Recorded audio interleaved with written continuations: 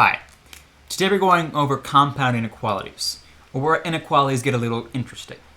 So, as you may be used to, we can represent inequalities on a number line, right?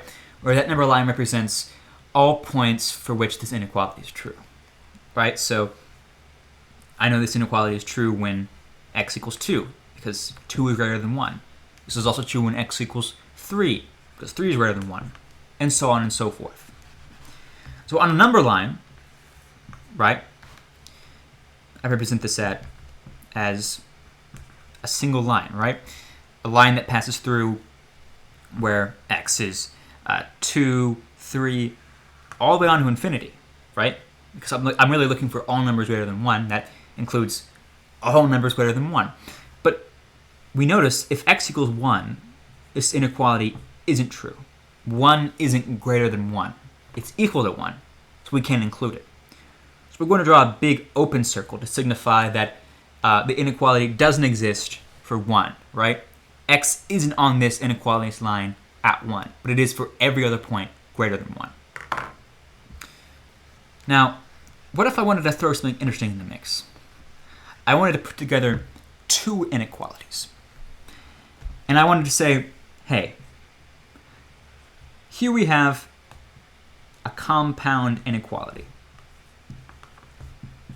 where either if a value of x is true for either of these inequalities, it's true for the whole inequality. And I asked, what are the solutions for the whole inequality? Right? So at first you might say, oh, this is really confusing.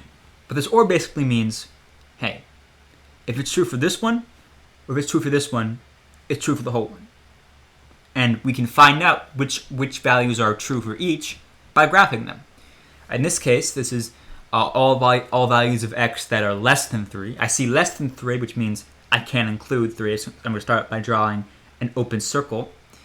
And I notice that since this is a less than sign, that means this works for 2, 1, so on and so forth. So all values less than 3. I'm going to make sure to include my arrows because they go on for infinity. And I want to say, okay, well, I've graphed this. Since the solutions for this inequality are any place where either of these are true, let's see if there are any places where neither of them are true, because that's when we won't have any solutions. We actually look and we see, hey,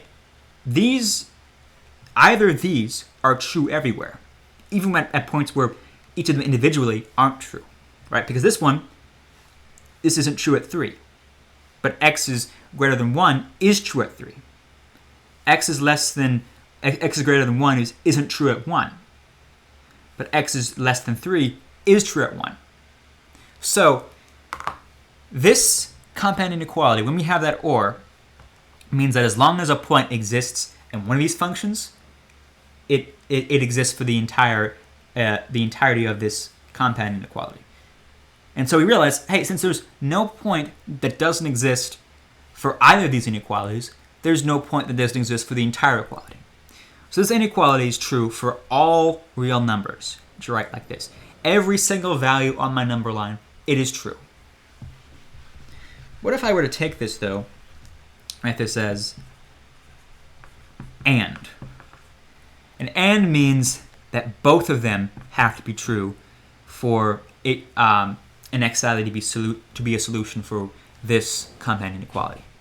That if I have an x that's a solution for this compound inequality, it has to be true for x is greater than 1 and x is less than 3. So how do we find these solutions? Well, these are going to be the solutions where the lines of each inequality overlap, where they both share solutions. So I'm going to go ahead and I'm going to graph each inequality out. And I notice, hey, at 1 to 3, they both share a line, right? At negative infinity to 1, they don't both share a line. And at 3 to infinity, they both don't share a line. But from 1 to 3, they both share a line. So I'm going to expand that out into a little more detail so I can see what's going on here, right?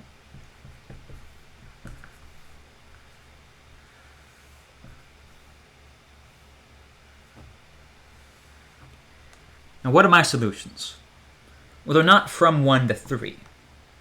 Because for a solution, for an x value to be a solution of this compound inequality, it has to exist for both inequalities.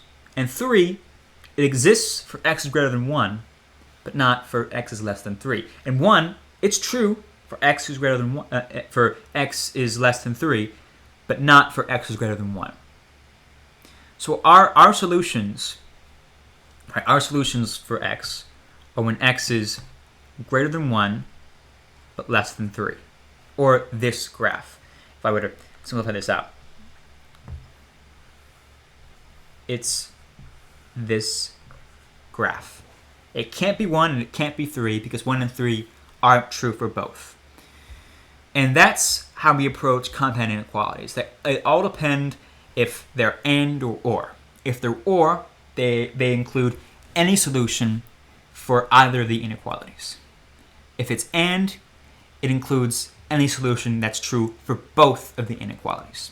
So and is where they overlap, or is just wherever they're true for any inequality. So let's do something a little more complex. Let's say I have something like 3x plus 2 is greater than or equal to 8, and 2x plus 5 is greater than 16. Right, so the first thing I'm going to do is simplify each. I'm going to subtract 2 from here. I'm going to divide by 3. I'm going to subtract 5 from here. I'm going to divide by 2.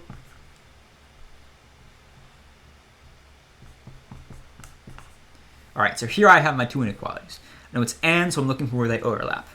So I'm going to start graphing them.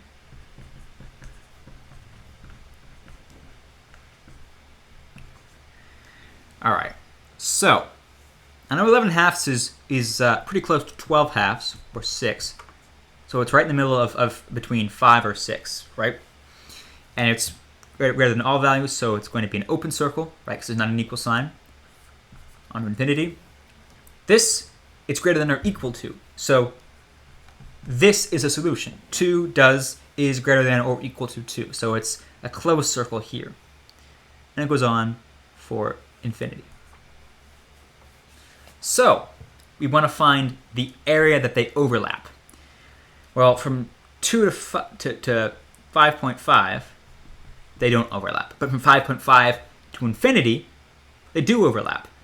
But this is and, so they both have to be true. And since they both don't exist, they both, since this doesn't exist at 5.5, we can't include it.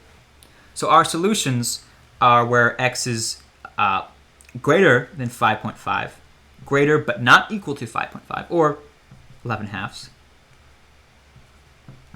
and up to infinity. And that's where they overlap. So our overlapping graph would look something like this.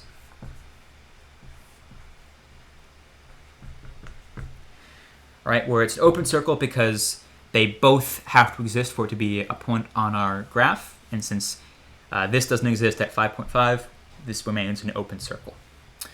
What if this was or either of them are valid solutions?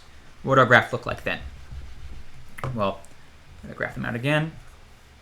Say something like a 1, 2, 3, 4, 5, 6. Again, we know this because we just graphed it. We know this because we just graphed it. And we see from 2 onwards, either of them are true for any value greater than 2.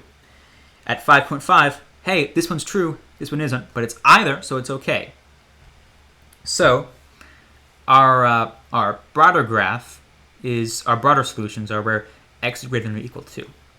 Because at 3, at 4, at 5, this graph isn't true for, but it's true for this graph.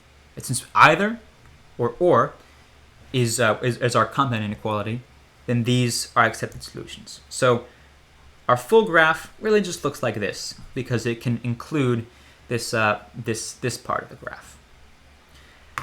And that's compound inequalities. It all depends whether you're using and or. So be sure to figure out which one you're using, and then remember, and overlap, or either. And then do the graphing, do the algebra, find your answers. I hope that helped, and I hope you have a great day.